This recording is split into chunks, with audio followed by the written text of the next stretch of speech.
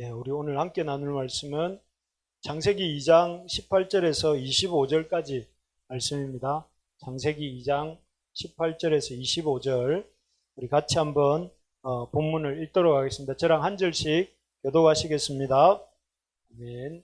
예, 오늘 성경 결혼을 말하다 두 번째, 지난주 성경 결혼을 말하다 결혼의 축복 이런 제목으로 말씀을 나누었는데 오늘은 결혼의 구성, 결혼이 구성되어지는데 핵심 요소가 무엇인지 함께 한번 생각해 보려고 합니다. 지난주 이 말씀 다루었는데 참 올해 요즘 3포 이러면 3포 세대 이러잖아요. 3포를 넘어서 9포 뭐 이렇게 넘어갔지만 처음에 3포가 나올 때는 뭐였습니까? 연애, 결혼, 출산 이 세 가지를 포기한다 그런 참 말이 있는데 마음이 아픈 것 같습니다. 3포 만두는 맛있는데 3포는 참 마음이 아픈 것 같습니다. 3포 만두를 여러분이 알아야 웃을 수 있는데 그죠? 어쨌든 결혼을 제가 대학생 시절일 때는 결혼을 하고 싶어서 안달이 났었습니다. 그래서 결혼을 때가 되면 많은 사람들이 결혼을 했고 결혼을 안 하고 있으면 참 걱정을 해주고 본인도 이렇게 걱정을 하고 그래서 제가 제 또래들 중에 장가를 좀 늦게 간 편인데 제가 31에 갔거든요. 제 동기들 보면 결혼을 다들 28, 29, 좀 빨리 가는 친구는 27 이렇게 갔어요. 그래서 저희 어머니가 이렇게 저를 위해서 막 중매를 동네에 교회 잘 다닌다는 처자를 막 이렇게 알아오셔. 제가 진주에서 있을 때였는데 부산에 내려오면은 처자를 이렇게 어디 있다더라 유치원 선생님이라더라 한번 만나봐라. 만난 적은 없습니다만은 어쨌든 그렇게 막 적극적으로 제가 늦었다고 생각하셨는데 요즘은 참 그런 어떤 결혼을 간절히 사모하는 사람도 좀 없는 것 같고 또 없다기보다는 적은 것 같고 그때에 비해서 그리고 결혼을 할 때가 되어도 좀 빨리 하려고 하지 않는 이유들이 뭐 여러 가지 이유가 있겠죠. 뭐 그때 말씀드린 것처럼 일자리 문제, 주거 문제, 교육 문제 이런 것 때문도 있는데 사실 또 결혼에 대한 그런 여러 가지 현실적인 문제에 플러스 너무 이런 과도한 불안감이 있는데 그 얘기들 지난주 3가지 정도 얘기를 했었습니다. 첫째가 경제적으로 어려워진다. 결혼하면 뭐 사실인 것 같긴 한데 이게 약간 신화 같은 결혼하면 어려워진다 경제적으로. 그래서 지난주 말씀드렸던 것처럼 어떤 통계가 결혼하면 오히려 수입이 결혼하기 전보다 10 내지 40% 정도가 늘어나고 오히려 커플로 산 사람이 은퇴할 때 보니까 그냥 싱글로 살았던 사람에 비해서 그 재산이 1.75배, 한 2배 가까이 오히려 되는 그 이유는 결혼을 함으로써 오히려 절약하게 되고 또 계획적으로 살게 되기 때문에 그런 경제적으로 오히려 어려워진다기보다는 경제적으로 더 알뜰하게 살게 되고 규모 있게 살게 돼서 어려워지는 것은 아니다. 물론 뭐 결혼해서 흥청망청 쓰면 1.75가 아닌 사람도 있겠지만 대체적으로 그렇다는 거예요. 그리고 또 두 번째로 이렇게 세상이 주는 잘못된 신화 같은 경우에 결혼하면 불행하다. 그래서 그때 얘기했지만 싱글로 살면 외롭고 커플로 살면 지겹다. 외로운 것이 차라리 낫겠다. 지겨운 것보다. 이렇게 생각을 하는데 결혼하면 대체적으로 이렇게 결혼을 이렇게 잘 하고 잘 살아가고 있는 사람들을 이렇게 인터뷰를 안 하고 주로 이렇게 결혼을 불행하다고 하는 것들이 좀 그런 결혼에 대해서 좀 한 발 떨어져 있는 사람들의 인터뷰를 많이 하는 것 같아요. 결혼하면 오히려 10상 중에 6상은 이 시간이 갈수록 더 행복감을 누린다. 이게 통계라는 거죠. 그래서 이것도 하나의 뭐 불행해지는 사람도 있겠죠. 있는데 그러나 대체적으로는 결혼하면 행복감을 더 많이 누린다 하는 거예요. 그래서 여러분 결혼을 좀 사모하면 좋겠습니다. 결혼을. 그리고 여기 요즘 이렇게 많이 사람들이 하는 게 결혼을 굳이 안 해도 동거를 통해서 그런 성적인 만족 또는 이런 것들을 누릴 수 있는데 굳이 결혼을 해야 되는가 이렇게 생각하는 젊은이들 또 젊은이들뿐만 아니라 뭐 여러 이 젊은이보다 약간 나이 든 사람들도 많은 것 같아요. 그래서 이 동거를 통해서 충분히 서로에 대한 책임지지 않고 서로 누리고 싶은 것들을 다 누릴 수 있고 또 서로 부담되면 부담 주지 않고 딱 헤어질 수 있는데 굳이 결혼이라고 하는 그런 어려운 이런 것들을 이렇게 우리가 택할 필요가 있을까 하는 생각을 하는 것 같습니다. 그런데 참 이 결혼이라는 것이 이러한 것들을 얘기를 하면서 제가 지난주에 경제적으로도 우회지고 또 결혼하면 행복을 누리고 또 동거를 통해서는 누릴 수 없는 그런 어떤 그 배우자와 자녀들로 인한 어떤 기쁨과 이런 만족감이 이루 말할 수 없는데 그렇기 때문에 제가 지난주에 우리 청년들 또 우리 가정을 이루고 열심히 살아가시는 우리 모든 성도님들에게 결혼을 이렇게 결혼을 생각하고 청년들은 결혼을 꿈꿔야 되겠고 또 우리가 가정을 잘 이루어 가셔야 된다 이렇게 말씀드린 게 지난주 이 말씀이었습니다. 지난주 안 왔던 미르 형제나 우리 유정자매는 지난주 설교를 지금 다 5분에 요약해 드린 겁니다. 이제 거기서 이제 오늘 결혼 성경이 말하는 결혼에 대해서 얘기하면서 결혼은 그러면 어떻게 구성이 되는가 하는 것들을 잠깐 나누어 보도록 하겠습니다. 여러분 결혼식장 가보신 적 있으시죠? 좀 분위기가 어두운데 잘 사진을 못 찾겠더라고요. 여기 보면 결혼식장이 이렇게 되어 있습니다. 신부 측, 신랑 측, 뭐 또 이게 비전 모드라고 하는데 빨간 카펫이 깔려 있고 주례가 있고 뭐 신부 측, 신랑 측 부모님 이렇게 앉는. 여러분 이 그림을 이렇게 보면서 여러분 요즘은 예식장 갈 일이 여러분은 어떤지 모르겠어요. 저는 그렇게 많지 않은데 이전만큼 가면 무슨 생각을 하고 있습니까? 여기 앉아서 신랑 측 혹은 신부 측 하객 쪽에 앉아가지고 무슨 생각을 하세요? 빨리 마치고 뷔페 먹으러 가야 되는데 저 주례 목사님 아니면 주례도 없죠 요즘은. 왜 식순이 춤도 못 추는 신랑이 왜 저렇게 나대는지 뭐 이런 생각을 합니까? 요즘 신랑 신부가 당연히 춤을 추더라고요. 저는 놀랐습니다. 작년에 한번 어떤 지체 이렇게 축사를 뭐라 하죠? 요즘은 그걸 뭐라 하죠? 축사를 하더라고요. 주례를 하라고 하지 않고. 그래서 가서 해보니까 너무 이렇게 분위기가 많이 달라졌는데 이 예식장의 구성과 예식의 순서들이 다 의미가 있다는 거 여러분 아시죠? 우리가 지난달에 나누었던 결혼 플랫폼이라는 책에 보면 잘 나와 있는데 한번 보시기 바랍니다. 이 어떤 순서가 있느냐면 신랑이 먼저 입장하잖아요. 신랑이 제일 먼저 입장하는 이유가 뭘까요? 결혼식의 모든 세팅을 딱 갖추고 난 뒤에 신랑이 딱 입장을 하는 이유가 뭘까요? 제일 먼저. 첫째는 하나님이 남자를 가장 먼저 지으셨기 때문에 그렇죠. 하나님 사람을 지을 때에 남자를 가장 먼저 지으셨기 때문에 그래요. 그리고 또 그다음에 두 번째 이유는 뭘까요? 신랑이 입장하는 이유는 신랑이 가정을 이루고 그 가정을 이룬 그 가정에서 제일 큰 책임이 있다는 거예요. 먼저 들어온다는 거예요. 그래서 그 결혼 그 플랫폼의 저자이신 서 목사님께서 이 대부분의 가정에 남자가 잘하면 90% 이상은 문제가 없대요. 그러니까 10% 정도가 자매가 문제인 경우지만 90% 정도 남자가 솔선수범하면 가정에 문제가 이렇게 없다고 해서 제가 열심히 한 주간 또 한번 살아보려고 했는데 아내의 평가는 어땠는지 모르겠습니다. 어쨌든 그 다음에 누가 등장하느냐면은 신부가 입장하죠. 그래서 신부는 신랑 다음에 입장하는 이유가 방금 말한 것처럼 신랑이 그 더 중요한 역할을 중요하다기보다는 책임이 많다 하는 것이라면 신부가 입장하는 것은 이 신부 입장을 통해서 그 신랑 혼자로서는 온전하지 못하기 때문에 그 신랑을 돕는 배필로 오늘 돕는 배필이란 말 계속 나왔잖아요.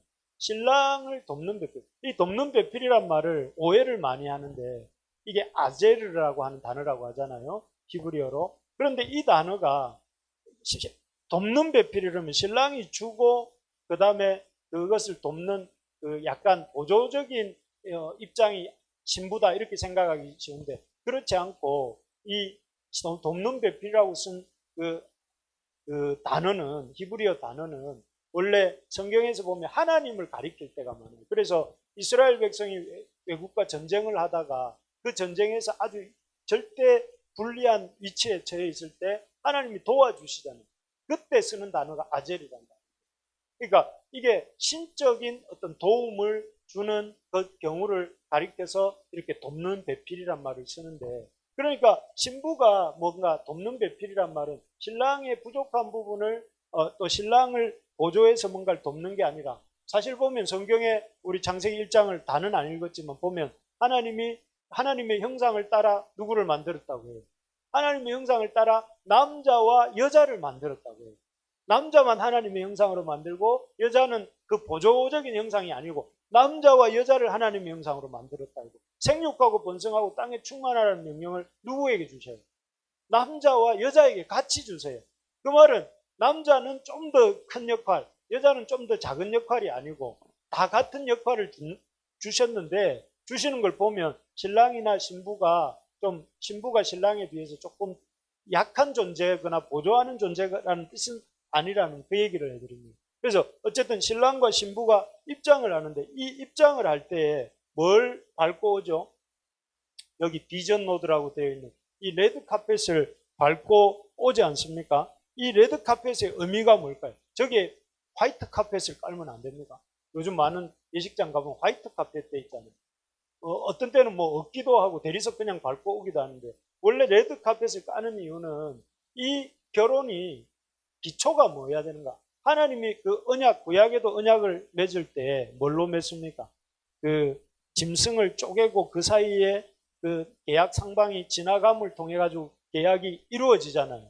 그 보혈이는 거예요. 그래 여기 이 결혼식 신약적 의미의 결혼은 뭐냐면은 두 사람이, 남편과 될 사람과 아내 될 사람이 예수님의 보혈 위에서, 예수님을 믿는 그 보혈 위에서 서로에게 헌신하겠다는 그런 마음을 가지고 우리가 이제 이 가정을 이룹니다 하는 그런 의미로 이 빨간색 카펫을 깐다고 해요. 그러니까 이 가정의 가장 기초가 뭐라는 것입니까? 예수님의 그 보혈이고 예수님의 보혈로 세운 언약 위에 이 가정이 구성됩니다 하는 고백이 이 속에 담겨 있는 거예요. 그래서 참 레드 카펫을 이렇게 깔고 가는, 그래서 지난주 우리 바울이 에베소서에서 결혼에 대해서 말하면서 뭐라고 했느냐면, 이 비밀이 크도다, 나는 그리스도와 교회에 대하여 말하노라. 이 결혼에 대해서 바울은 그 에베소서 5장에서 설명을 하고 있으면서 오히려 그 결혼이 뭐에 대한 걸 가르쳐 주는 거냐면, 이 예수님과 교회에 대해서 가르쳐 주는 거예요. 실제로 이 결혼을 통해서 뭘 우리가 알아가게 되냐면 예수님의 복음을 알아가게 돼요. 예수님 우리를 어떻게 사랑하셨는지, 또 내가 어떻게 우리 아내를 사랑하고 또 자녀들을 사랑하고 해야 되는지를 이 가정을 통해서 배우게 되거든요. 그걸 통해서 배우는 것들을 보면서 이렇게 가는 거죠. 그래서 이 블러드라고 해야 되겠죠. 블러드 로드를 지나서 이 주례 앞에 남자와 여자가 서잖아요.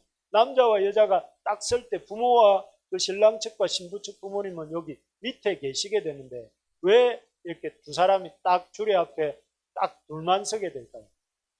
남자가, 아내와 남편과 아내가 그 부모를 떠나, 여기 24절에 보면 그 아내와 합하여 둘이 한 몸을 이룰지로다 이랬잖아요. 이 신랑 입장, 신부 입장, 레드카펫 밟고 들어가는 이 과정을 통해서 뭘 보여주느냐 하면은, 이제는 부모로부터, 우리 한번 청년들 한번 따라해봅시다. 경제적, 정신적, 영적 독립이 가능해야 됩니다. 그래야 결혼이 됩니다. 여러분, 난 지금 너무 결혼하고 싶겠어, 이렇게 말을 해도 경제적 독립이 안 되면 어려운 거예요. 정신적 독립이 안 되면 좀 어려운 거예요. 완전 독립은 우리가 이 땅 살아가는 동안 안 되겠지만 적어도 내가 독립할 수 있겠다, 이 정도 돼야. 그래서 마마보이, 마마걸, 이게 결혼의 가장 큰 어려움이잖아요. 그래서 독립을 한다는 것이죠. 그래서 이렇게 그 의미가 있습니다. 그 다음에 하는 게 뭡니까? 결혼 서약을 하잖아요. 요즘은 서약을 안 하더라고요. 결혼식에 가보면 그 결혼 서약이 없고 그냥 부모님의 축사가 있더라고요. 축사가. 근데 결혼 서약은 뭐 어떤 의미가 있습니까? 여기 보면 이 주례가 있고 그 다음에 이 들러리들이 있고 그 앞에서 이제 결혼 서약을 하는데, 이 결혼 서약은 이제 공적으로 우리가 하나님의 그 앞에서 우리가 부부로 서약했습니다 하는 걸 고백하는 것입니다. 고백. 그래서 이 고백은 참 하나님 앞과 하나님이 지으신 아마 에덴 동산에서는 피조물들이었고 그 수많은 피조물들이 지켜보는 가운데 이렇게 우리가 부부가 되었습니다 하고 이렇게 고백을 하는. 그래서 결혼 서약은 어떻게 보면 이 결혼 예식에 있어서 제일 중요한 순서라고 할 수 있어요. 근데 이게 없어진 건 참 너무 아쉬운 거예요. 결혼 서약을 딱 함으로써 그 형제는 뭐 쭉쭉쭉 얘기하면서 아내로 이렇게 이 자매를 아내로 맞이하겠습니까? 하면 예! 대답을 물론 요즘 이런 대답은 하네요. 그때 하긴 하네. 내가 했던 기억이 납니다. 어쨌든 그런데 그런 게 아주 간소하게 지나가는 이런 거죠. 그 다음에 제일 마지막에 하는 게 뭐냐면은 뭐 예물 교환 있잖아요.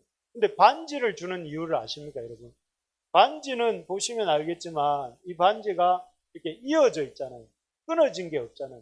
그래서 반지가 이어진 것처럼 이 결혼이 끊어지지 않고 영원히 이제 주님 오시는 날까지 이어지기를 바랍니다 하는 의미가 있고, 그런 의미로서 반지를 주는 것이 첫 번째 의미가 있고, 두 번째는 이 반지를 주는 의미는 반지를 줄 때 그 상대방의 손가락에 딱 맞추잖아요. 반지 굵기를. 그런 것처럼 이제 상대방을 서로 맞춰가면서 살겠습니다. 이런 의미가 있다고 합니다. 자, 이제 오늘 뭐 할 내용 거의 다 했는데요. 이런 의미가 있다고 여러분 생각해 본 적 있습니까? 결혼 예식에 와서 빨리 뷔페에 가야 되는데. 이런 마음을 가지고 많은 사람들이 앉아 있는데, 사실은 그래서 이런 많은 생각들을 하면서 결혼식을 아마 기독교가 서양에서 이렇게 세팅을 하면서 이런 의미를 부여하고 기독교 예식을 순서를 이렇게 우리 그 신앙의 선배들이 이렇게 한 것 같습니다. 그래서 바라는 것은 이런 결혼식을 우리 청년들이 이제 때가 되어서 하게 될 때 할 수 있게 되기를 바랍니다. 제가 여러분들 그런 결혼식 하는지 안 하는지 좀 지켜보면서 하도록 내가 많이 독려를 하겠습니다. 이렇게 결혼식은 그냥 사람들 하듯이 동시입장하고 서약도 안 하고 막 축가도 없이 그냥 막 이렇게 세상 가요 열심히 잘 부르는 사람이 와가 부르고, 그리고 제일 마치고 난 뒤에는 이렇게 온 그 하객들과 증인들이 보는 앞에서 선서도 없이 그냥 출발하지 말고 하나님 앞에서 한 순서 한 순서의 의미를 생각하면서 그런 순서들을 이렇게 갖춘 그런 복된 결혼식을 할 수 있게 되기를 바랍니다. 그렇게 되기를 바랍니다. 그렇게 할 때에 이런 예식에 이런 순서가 있는데, 제가 이런 예식 순서들을 보면서 이 속에 담겨 있는 한 3가지 정도 의미를 생각해 보면서 우리 말씀을 이렇게 한번 나눠보겠습니다. 행복한 결혼의 핵심 구성 요소가 이런 예식의 순서들에 이렇게 쭉 나오는 것 같습니다. 첫째는 계약이 아니라 언약이다 하는 것이죠. 여러분, 이 말은 무슨 차이가 있을까요, 여러분? 계약은 뭐고 언약은 뭘 것 같습니까? 계약은 그 계약에 해당되는 사람이 몇 명일 것 같습니다. 각과 을, 나와 너, 이 정도 되겠죠. 그러면 언약은 어떻습니까?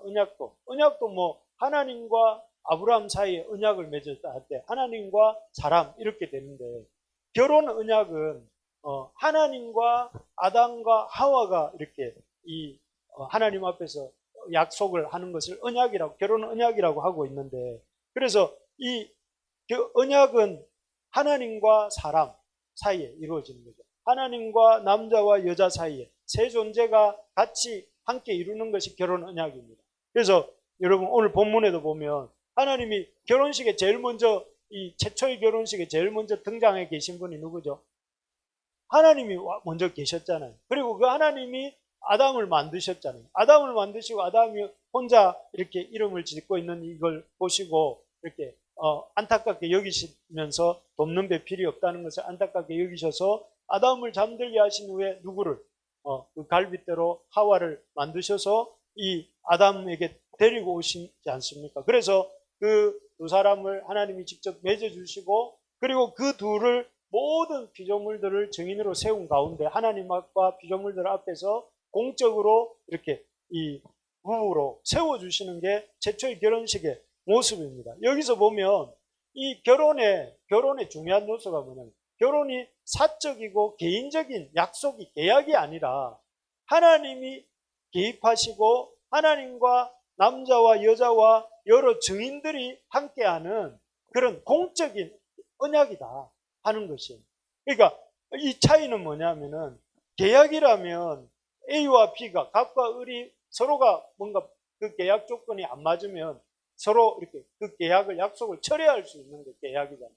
그러나 이 언약은 뭐냐면 하나님 앞에 사람 남자와 여자가 증인들 앞에서 맺은 공적인 언약이 된다고 할 때 갑이 비록 좀 문제가 있다 하더라도 이 을과 하나님 사이의 언약은 살아있는 거예요. 그리고 을이 좀 문제가 있더라도 갑과 을 하나님 사이에는 언약이 살아있는 거잖아요. 그래서 이것은 두 사람이 좀 어려움이 있더라도 이 계약은 파기할 수 없는 거예요. 공적인 약속이기 때문에. 그래서 이 하나님 앞에서의 언약이라는 것은 아주 공적이면서도 우리가 일생 동안 상대방의 조건이나 상대방의 상태와 상관없이 내가 지켜가야 될 그 약속이 언약이라는 것이죠.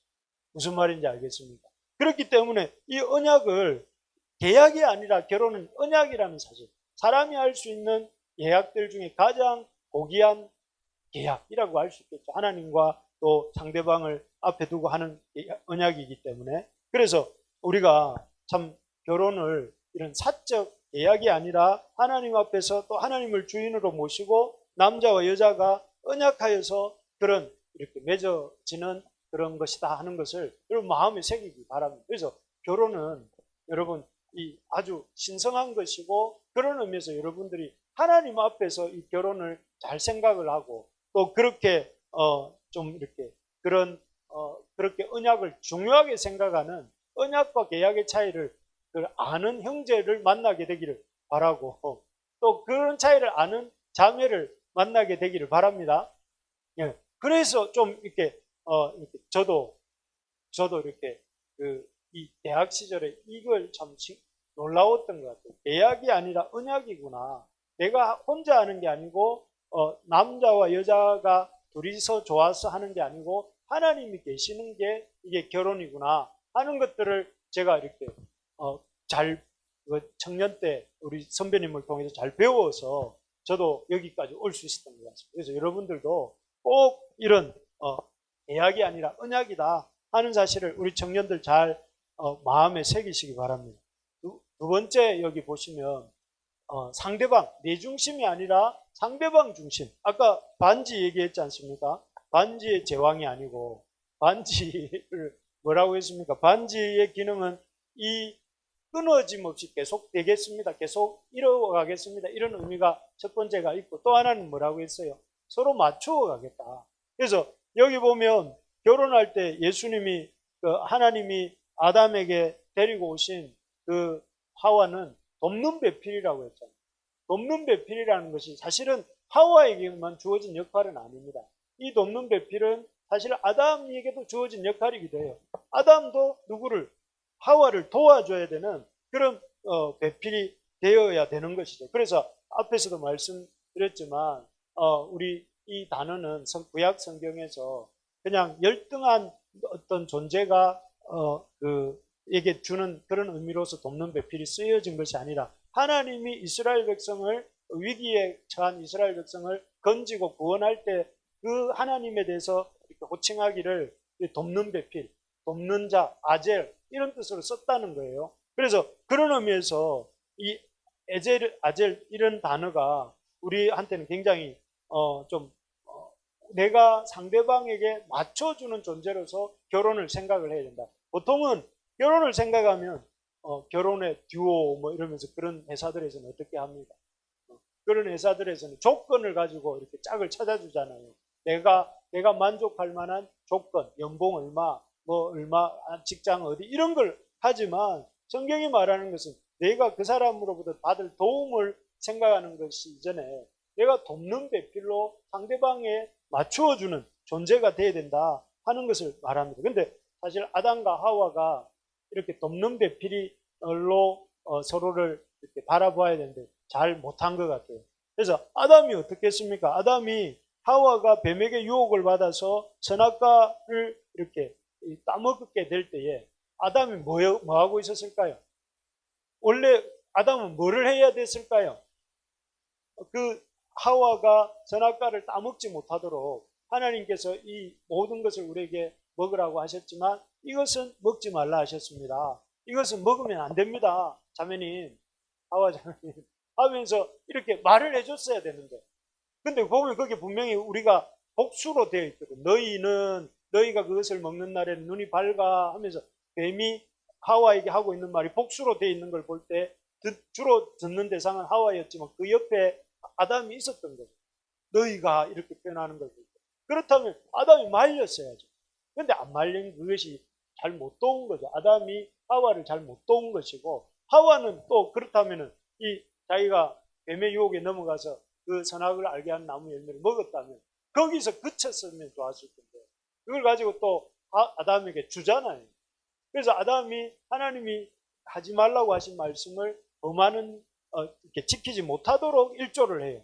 이런 것들이 결과적으로 뭐냐면은 서로 잘 못 도운 것입니다. 그래서 왜 못 도왔을까 생각을 해볼 때에 우리가 참 결혼의 목적이 무엇인가? 결혼을 하는 목적은 뭡니까? 내가 행복하기 위해서가 아니라는 거예요. 결혼의 목적은 어찌 보면 서로가 하나님을 잘 섬길 수 있도록 돕는 배필로 사는 것이 결혼을 세우신 목적. 그때 말씀드렸잖아요. 지난주에. 하나님이 천지 창조를 하시고 가장 먼저 설립하신 그 기관이 가정이다. 왜 가정을 세우셨느냐? 가정을 통해서 하나님의 세상 경영의 중심으로 삼으시려고 했던 게 가정인데, 그 가정은 어떤 역할을 해야 되냐면 하나님의 사명을 감당하는 그 역할, 그러니까 하나님의 그 세상을 향한 그 뜻을 이루어가는 그 역할. 그래서 가정의 이 남편과 아내가 해야 될 가장 중요한 역할은 서로가 하나님을 잘 섬길 수 있도록 어시스트 해주는 역할, 돕는 역할, 그런 거라는 거예요. 그래서 막 예를 들면은 우리 자매들이 앞집 철수 아빠는 한 달에 500만 원씩 벌어오는데 당신은 200만 원밖에 못 벌어오고 뭐 합니까? 하면서 그거를 한 번, 두 번 막 그렇게 말하면 그 말을 들은 남편은 어떻게 되겠어요? 복면 쓰고 이렇게 막 은행 들어가지 않겠습니까? 별로 실감이 안 나는데 어쨌든 그런 마음이 생긴다. 그렇게 하면 돕는 배필로 제대로 하고 있다는 걸 못하고 있다. 그러면 안 되고 하나님 앞에 그 사람이 잘 살 수 있도록 그 남편이 그래 적은 액수라도 제가 잘 살겠습니다. 우리는 이런 적은 액수지만 그럼에도 불구하고 정직하게 하나님 앞에 잘 섬기며 삽시다 하고 말해주는 게 배우자의 역할이다 하는 거죠. 제가 말하려고 하는 의도를 알겠습니까? 그래서 이게 돕는 배필로 살아가는 것이 남편이 아내를 잘 돕는 것이고 아내가 남편을 잘 돕는 것이라는 거예요. 그래서 여러분, 내가 연애를 하고 있다 지금. 연애를 하고 있는데 이 연애가 나한테 잘하고 있는 연애인지 아닌지를 알려면 어떻게 하면 될까요? 내가 이 연애를 하는 동안에 내 삶이 하나님께로 가까이 나가고 있는가? 연애하는데 예배도 안 되고, 연애하는데 말씀도 안 봐지고, 연애하는데 좀 이렇게 이 일 때문에 뭐 집중이 안 된다. 그리고 막 짜증이 나고 사람들을 보는 사람마다 그냥 이렇게 한바탕 붙고 싶고, 뭐 그런 마음이 생기고 있다면 이게 좀 잘못된 연애라는 거예요. 내가 연애를 하고 있는데 그 연애를 하는 상대로 인해서 내가 예배 드릴 때 더 주님을 깊이 알고 싶고 또 주님의 어떤 그 역사하심에 대해서 감사하는 마음이 생기고 그렇게 방향이 만들어져 갈 때 그게 건강한 연애를 성경이 말하는 건강한 연애를 하고 있는 것이죠. 그래서 우리 청년들이 그런 연애를 할 수 있기를 바랍니다. 그래서 여러분들이 어떤 자매를 만나고 또 일단 자매를 만나야 되겠죠. 여성을 만나면 안 되고 자매를 만나고 그 자매를 말의 뉘앙스를 모르는 사람 지금 졸고 있는 겁니다. 그래서 자매를 만나고 그 자매로 인해서 내가 주님께로 가까이 나아갈 수 있게 돼야 된다는 것. 그리고 그렇습니다. 그리고 우리 가정을 이루고 있는 분들은 그 남편을 그 아내를 이렇게 주님 앞에 잘 설 수 있도록 도와가야 된다는 것이죠. 자, 그런 커플들이 우리 교회에 많이 나오게 되기를 주님의 이름으로 축원합니다. 네, 그래서 여러분들 중에 저에게 갈비탕을 빨리 먹게 해주는 사람에게 제가 부조를 많이 하도록 하겠습니다. 별로 감동이 없으신가 봅니다. 자, 그리고 세 번째로 이 결혼의 중요한 요소는 결혼의 완성은 예수님과의 결혼이라는 거예요. 그래서 결혼은 제가 너무 결혼의 너무 거룩한 영적인 부분을 얘기하고 있는 것 같긴 하지만 다음 이제 기회를 한 번 더 만들어서 제가 이 결혼의 아주 디테일에 대해서 한번 또 얘기할 기회를 만들겠습니다. 여러분, 결혼에 있어서 중요한 것은 이 결혼은 결국 바울이 말했잖아요. 이 비밀이 크도다 하면서 뭐라고 말을 했냐면은 이 비밀이 크도다 사람이 부모를 떠나 그 아내와 그들이 한 몸이 한 육체가 될지니 했는데 이것에 대해서 바울은 남자와 여자가 결혼하는 걸 얘기하고 있지만 사실은 나는 그리스도와 교회에 대해서 말한다. 이렇게 말을 하거든요. 그러니까 이 결혼 속에서 여러분들 지난주에도 마지막 요지의 세 번째가 하나님 나라를 경험할 수 있다. 결혼을 통해서 이런 얘기를 드렸는데 오늘도 말씀드리고 싶은 것이 이 결혼을 통해 우리가 경험할 수 있는 것이 그리스도와 교회에 대해서 우리가 경험할 수 있다는 거예요. 그래서 여러분 남자와 여자가 결혼을 통해서 가정을 이루었을 때 각각 해야 하는 역할이 남자는 예수님이 교회를 위해서 자기 목숨을 내어준 것 같이 아내를 사랑하고 목숨 바쳐 아내를 사랑하고 또 아내는 교회가 예수님을 주로 모시고 섬긴 것처럼 교회도 아내도 여성도 남성을 그렇게 주님 섬기듯이 섬기고 이런 것들을 통해서 결국은 사람들이 그리스도와 교회에 대해서 더욱더 알아가게 된다. 그리고 그런 어떤 남편과 아내의 관계는 제일 마지막 날에 성경 계시록 19장에 뭐가 나오는지 혹시 아는 사람? 19장에 보면 어린 양 혼인잔치가 나옵니다. 성경이 제일 처음에 아담과 하와의 결혼으로 에덴 동산에서 잔치로 시작했잖아요. 그리고 성경이 거의 맨 마지막이고 맨 마지막도 역시 잔치로 끝나요.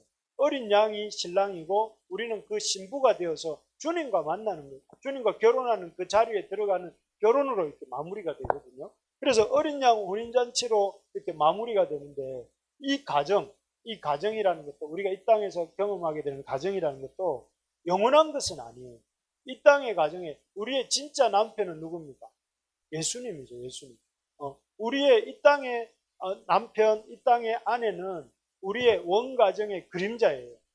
그래서 우리가 나중에는 그 예수님을 신랑으로 만나고 우리가 신부로서 이렇게 주님을 만나는 것을 이제 향해 나아가는데 그렇기 때문에 우리가 이 땅에서 이런 가정을 통해서 하나님의 이 나라, 완성될 하나님 나라의 영광을 보면서 그 가정 안에서 살아갈 줄 알아야 돼요. 그래서 저는 옛날은 아니죠. 아이들을 양육할 때 늘 이렇게 마음속에 생각하려고 했던 단어 중에 하나가 이 아이는 하나님이 우리 가정에 보내주신 손님이다.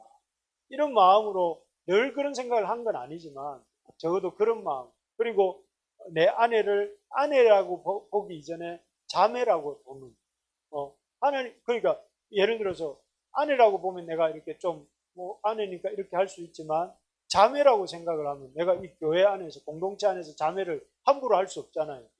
존중하고 비여기고 아내도 마찬가지지만 그래서 좀 이렇게 너무 익숙해져서 아내라는 그 이름에 익숙해져서 되려고 할 때마다 자매님이라고 생각을 하면서 마음이 이렇게 이 자녀와 배우자에 대해서도 그냥 하나님의 교회로서 이렇게 내가 생각을 하고 그것이 결국 마지막 날에 하나님 어린 양 혼인잔치에서 이렇게 이루어지게 될 우리의 관계라는 생각을 하면서 가정생활을 해나가려고 합니다. 그럴 때에 그 속에서 뭐가 일어나냐면 진정한 존중함이 일어나고 사랑함이 일어나고 또 그리고 그 가정을 통해 하나님이 역사가 일어나게 된다 하는 것이죠. 그래서 여러분 이 가정을 그냥 단순하게 그 남자와 여자가 만나서 이루는 하나의 어떤 크루같이 생각하면 안 되고 이것은 장차 이루어질 어린 양 혼인잔치의 현실판 그 모델하우스 같은 이미 앞으로 장차 이루어질 하나님 나라가 우리 가운데 이미 이루어진 그 현장이라는 생각을 하고 그 거룩함을 가지고 이렇게 가정생활을 해야 된다 하는 것입니다. 자, 말씀을 마무리하겠습니다. 행복한 결혼은 성경이 결혼에 대해서 말하는 행복한 결혼은 어떻게 구성되는가? 세 가지가 있다. 첫 번째가 뭐라고요? 계약이 아니라 언약이다. 계약이 아니라 언약이다. 두 번째, 내 중심이 아니라 상대방 중심이어야 된다. 세 번째, 이것은 궁극적 완성을 향해 나아가는 중간에 있는 그런 것이다. 궁극적 완성은 예수님과의 혼인. 그래서 어린 양 혼인잔치에서 우리가 이 완성을 맛보게 될 것이다. 그래서 이 땅에 있는 가정 생활을 해 나갈 때에 우리가 이런 과도기라고 생각을 하면서 연약함도 용납해주고 또 그리고 또 서로에 대해서 존중함도 이렇게 잊지 말고 그러면서 마지막 날을 향해서 점점점 걸어갈 때 그 가정이 이렇게 더욱더 이 땅에서 하나님이 가정을 세우신 목적대로 이루어질 수 있다 하는 것입니다. 그런 가정들을 우리 모두가 이루어가게 되기를 주님의 이름으로 축원합니다.